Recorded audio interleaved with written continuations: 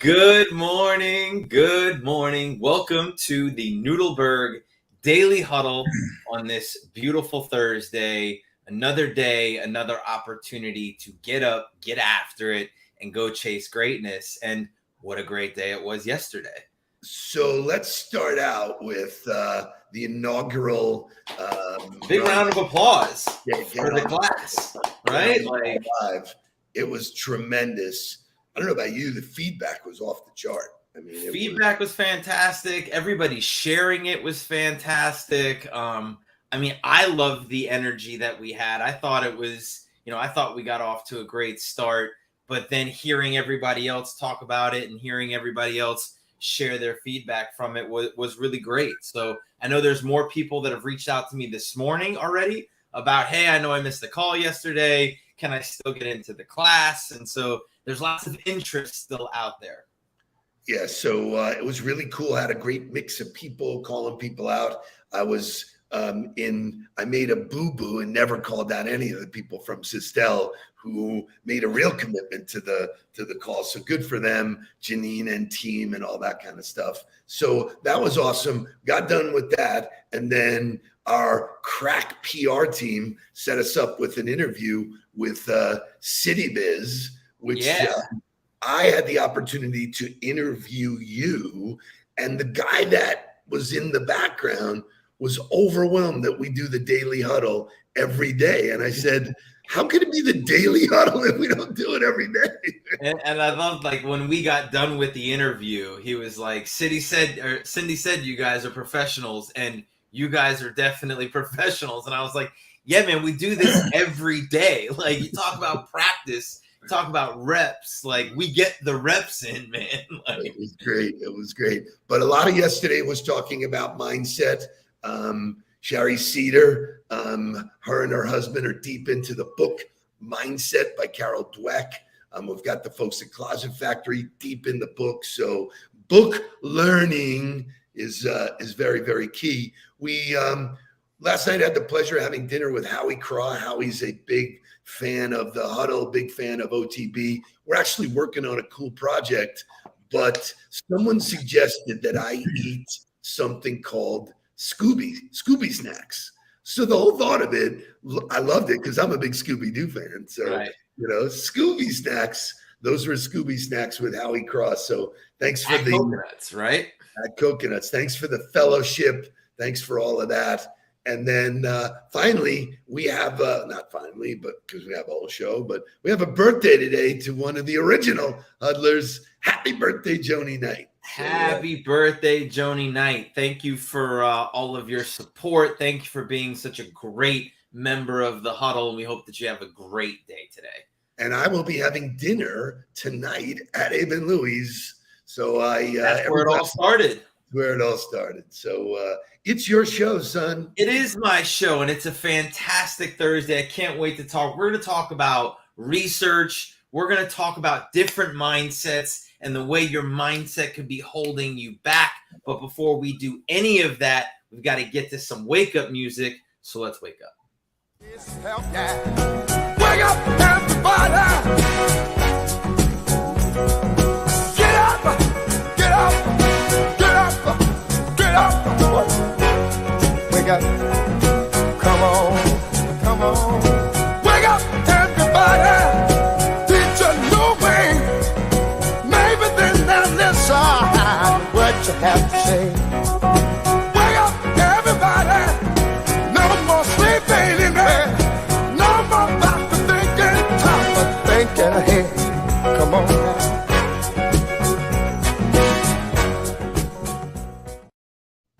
So I'm excited about this content because it kind of carries over from what the coaching call was yesterday. And just the way we like to do, we're always digesting content. We're taking it in. we're analyzing it, we're beating it up, and then we're bringing it back to you with what we think our answers are. And I believe that LinkedIn does an unbelievable job of disseminating information. They are constantly putting out research studies. How they get this information is always questionable, but they're constantly putting out their information to be consumed that should, at the minimum, just make you think.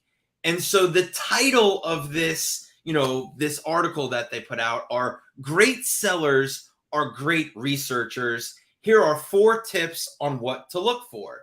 Now, the philosophy or the fundamental of this, I agree with, right? I think research is the key. If you're going to be great, and I'm going to say business development, Perfect. you have to be great at research. But they immediately lose me when they say great sellers are great researchers, because I would challenge you and say nobody is a seller in today's environment. So, we dug deep into this yesterday, and I'm glad, because when I saw this, I get the jolt. Right. You have to be a seller. You're really a great connector. And what you find out is really all the horse shit that people are posting with these statistics and whatever. The best of the best are the ones who create opportunities by connecting with more people. It's Correct. really simple. So if you just simply say, how do I connect? And by researching, I have a higher probability of connecting with people that I have something in common with, or something that I can talk about. And I got a lot of reaction from the line about standing in Starbucks. If you're standing in Starbucks and the person in front of you starts talking about their hometown, and you happen to be from the same hometown, like if it's New York or Chicago or Boston or Philly or wherever it happens to be, would you tap them on the shoulder and go, "Hey, can I talk to you about selling you my product?" You look like that to me, like that drives back to the point of like, okay, well, why am I connecting, or what are we connecting on? And when you're doing the research, like, it's unbelievable. The 4 things that they talk about are like, know your prospect's industry and where it's headed, uncover the big initiatives the prospect's organization is focused on, right? And then they get to research the prospect to uncover commonalities, interests, and if possible, what motivates them. And then they talk about a hack for larger calls, which is trying to get to more people within the organization to build more relationships. But I was like blown away that they were going to teach this really good fundamental of research. And then they were going to go immediately to the number 1 thing you should research is your prospect's industry. Like, what?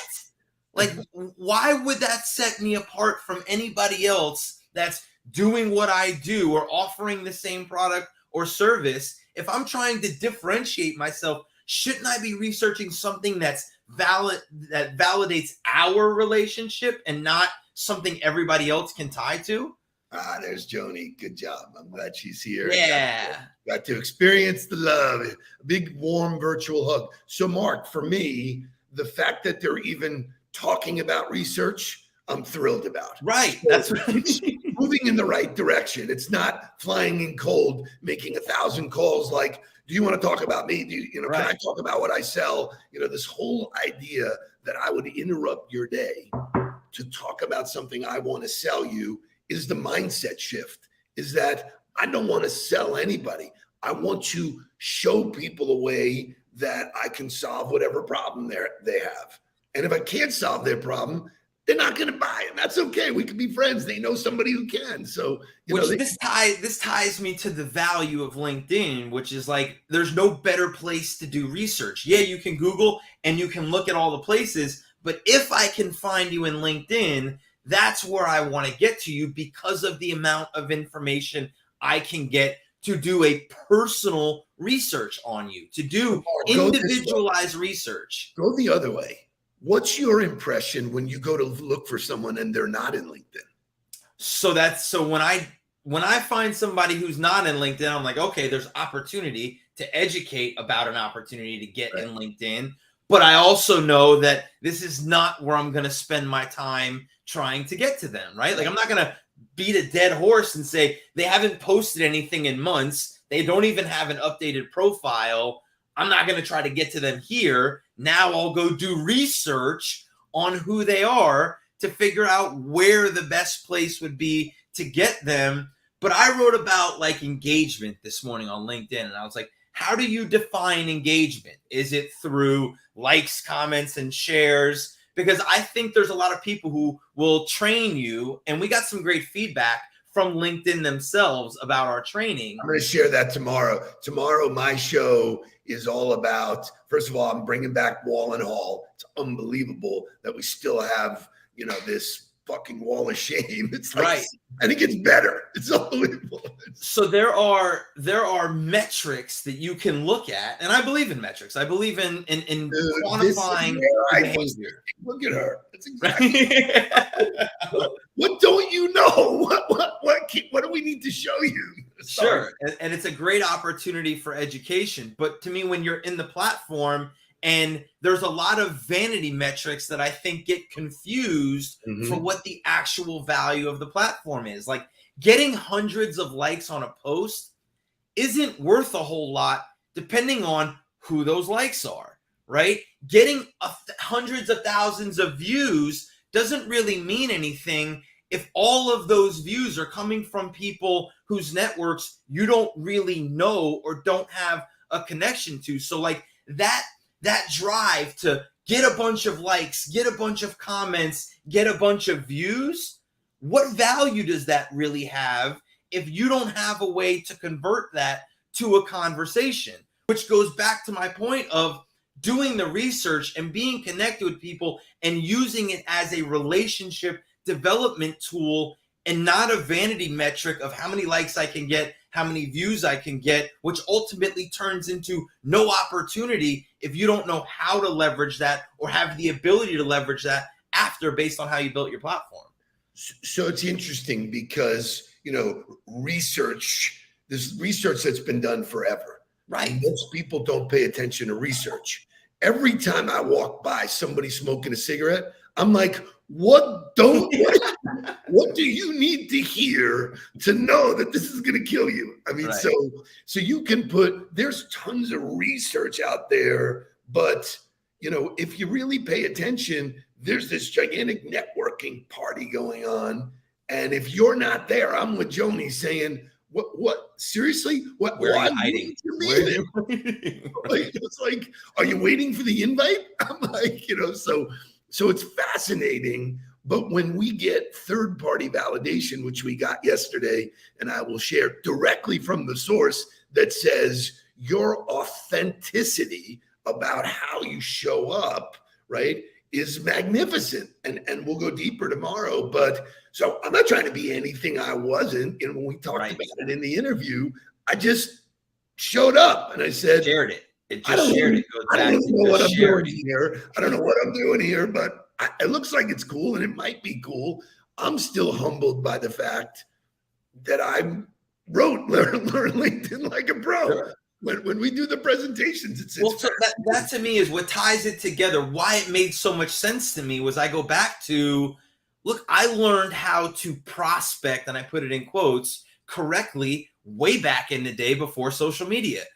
You taught me how to rip out articles, how to write handwritten notes, how to deliver value to people differently when there wasn't this unbelievable digital tool. So it makes sense to me that you were able to create the process and create the philosophy was already there. You were saying, how do I take what I've always done and do it inside of this platform now? Beautiful. That makes a ton of sense to me. Right. So when I get an article that says sellers are great researchers, it's still broken.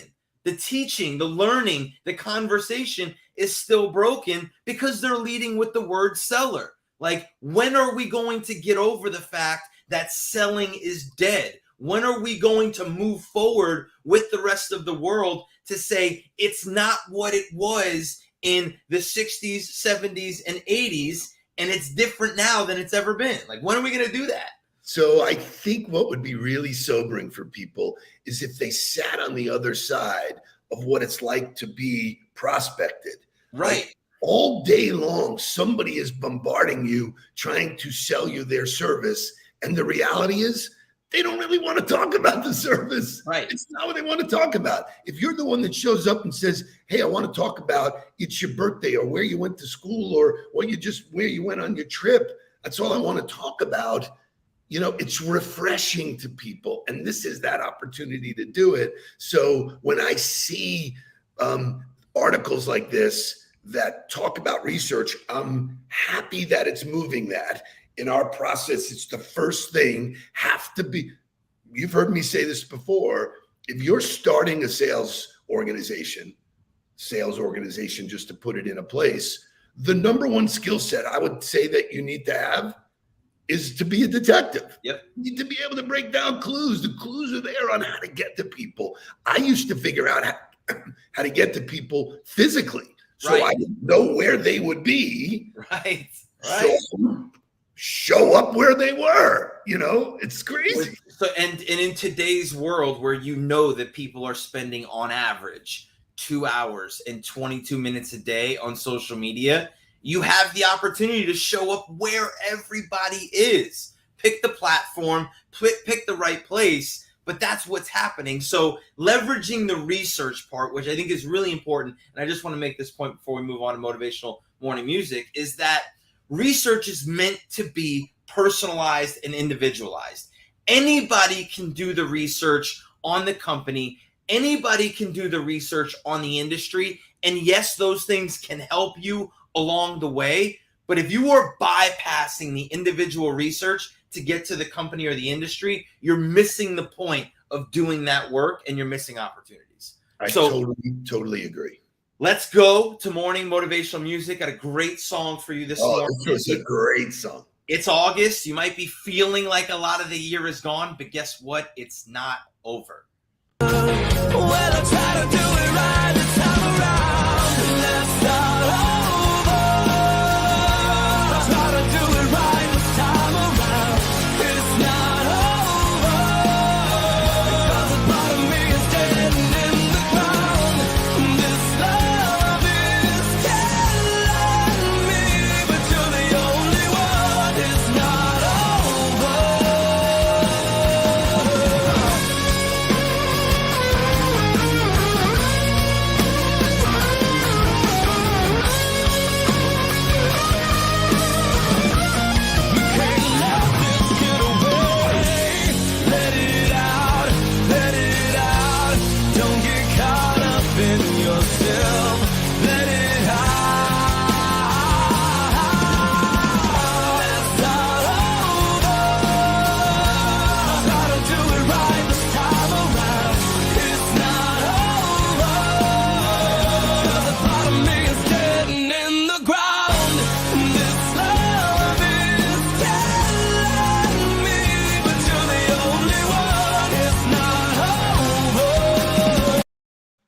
So what happened to that guy? One He's hit great. wonders, baby. He was great. What happened to him, man? He's like gone, Yeah, no, there was no diversity. There was no range in his game. Like he had Chris, and I love that North Carolina local talent. That's right, Scott Oglesby. He had one pitch though.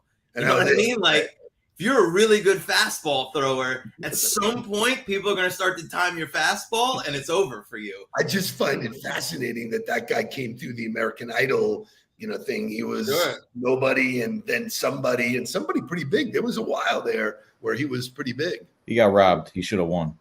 You're still holding a grudge. I hold grudges for a lot of people early on. Shay, I will tell you this, that if there was a lookalike contest, you would win. Right? You look like so. We've been talking about book learning. We've been talking about mindset with Carol Dweck. We've been talking about a lot of different books to read. And there's an article that came out that talks about a book, which is this book, Provoke. George Tuff, who is a principal in Deloitte Consulting, tackles the subject of biases along with co-author Stephen Goldbach in their best-selling book, Provoke. And so they talk about the way our brains have natural biases and how that bias can keep you from getting to the best answer, the best solution, keep you from growing, keep you from developing. And I loved it because they broke it out into 5 very simple biases, which is the first one is the availability bias. The availability bias is the natural human tendency to be more biased towards information that's easy to access mentally. So not necessarily easy to just get, but easy to digest, something that makes it simple, which I've always thought is very important as you teach and as you develop, that you simplify information for people to be able to digest it. By the way, that's how elections are won. Correct.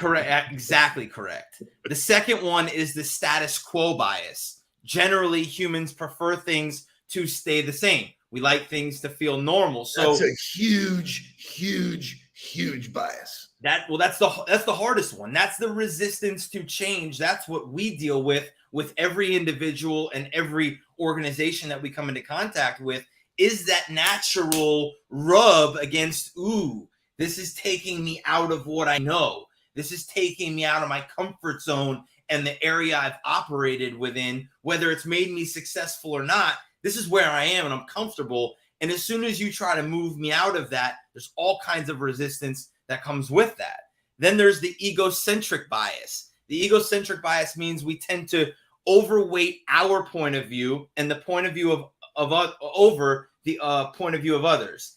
Business leaders tend to listen to themselves and pay less attention to the data or to other people's point of views when things get brought up, because they assume that I have all the answers. You run into that all the time in leadership. The fourth one. Okay. Yeah, go ahead. You got something? No. I find the whole conversation refreshing because everybody has a bias. I mean, you could go on and talk about biases all day long.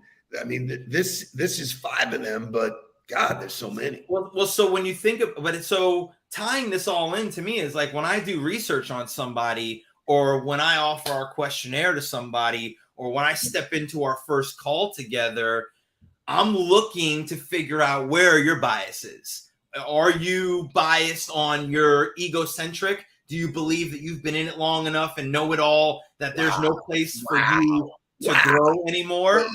Like, or is it, there's the affect heuristic bias. Bias means we pay more attention to the things that spark a strong emotional reaction. So something that moves you emotionally, you overweight that information, you add more validity to it just because it moved you emotionally. Doesn't necessarily mean it's right, doesn't necessarily mean that it's wrong. You just overvalue it because you had emotional reaction to it. They call that drama. Sure. Or motivation, right? Like some people walk into, Tony Robbins and get motivated to walk on fire. Then you go step on the fire and your feet burn and you're like, oh, that was a bad idea. But that motivation can make you do things. That's how cults That's happen. A really good analogy. Really, really good analogy. It's how cults happen, right? It's how people get taken advantage of. And so the last one is the overconfidence bias. People overestimate the likelihood that they are correctly judging a situation, and they underestimate the chance that they are wrong. So you've got 5 different biases. The book is called Provoke, if you're interested in it. And it's really interesting. Excellent conversation to have. But I think as you do research on people and as you enter into conversations, be aware, be looking to figure out what people's biases are so that you give yourself the chance to overcome them. Sounds like a plan. We're over time. I got to run. I got stuff to do today.